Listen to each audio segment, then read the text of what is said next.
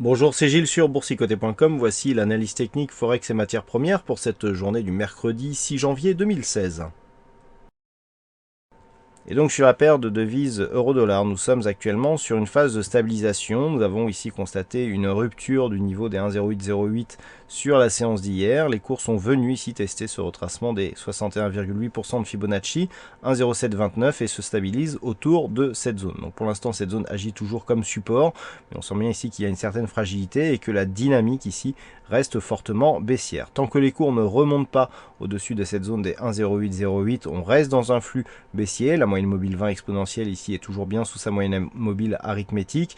Les indicateurs ici nous donnent une petite sortie du RSI de sa zone de survente, ce qui pourrait nous donner un signal de rebond technique, mais on reste ici en survente sur le stochastique. Le MACD confirme le rebond technique. Pour l'instant, la phase de hausse ici, si elle intervenait, ne serait qu'un rebond technique tant qu'on resterait ici sur des points hauts 1,08, 1,0808. Par contre, si cette zone ici est bien validée comme résistance, eh bien on aurait ici un support qui se transforme en résistance, ce qui est le propre d'un début de setup baissier. On a ici une belle attaque sur la bolle inférieure, on a eu des retours sur la moyenne mobile 20 exponentielle, sur cette phase-là et sur cette phase-là.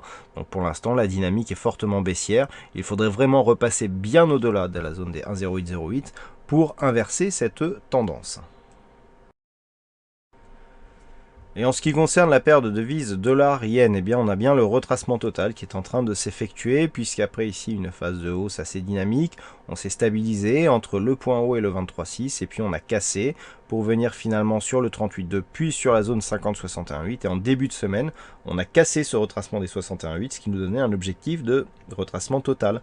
Et donc c'est sur cette zone que nous sommes en train d'arriver, puisqu'aujourd'hui la paire de devises dollar-yen a marqué un point bas ici, juste sous la zone des 118,50, donc très proche de la zone de retracement, la zone d'objectif à 118,06. D'un point de vue moyen terme, cette redescente ici ne serait qu'une poursuite de la neutralité moyen terme qui a toujours cours sur la paire de devises dollar-yen. Par contre, sur une rupture ici de cette zone, eh bien, on pourrait basculer dans un flux baissier. Et enfin sur l'or, après ici la phase de baisse, après la phase de stabilisation, eh bien on est en train de casser ici ce précédent point haut significatif, ce qui nous donne une configuration assez intéressante, puisque nous avons donc une dynamique baissière avec un double contact ici sur la zone des 1049 $ l'once, un point haut ici à 1089, et des cours donc qui cassent ici cette zone. Alors si on enlève ici ce retracement de Fibonacci, voilà, et que l'on revient sur la dynamique principale, nous pouvons retracer ici le retracement de Fibonacci pour constater que nous avons donc une rupture haussière du retracement des 23,6% de Fibonacci qui nous donne un objectif ici sur 1101 voire 1102 $ l'once, puisque nous sommes à 1101,9.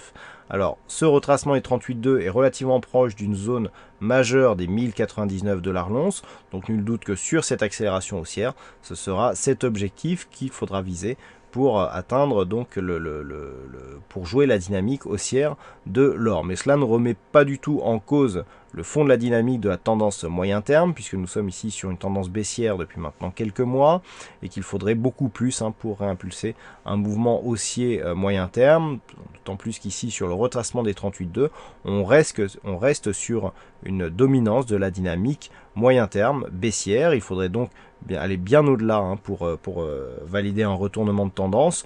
Donc objectif ici 1101, mais on reste dans une tendance moyen terme baissière.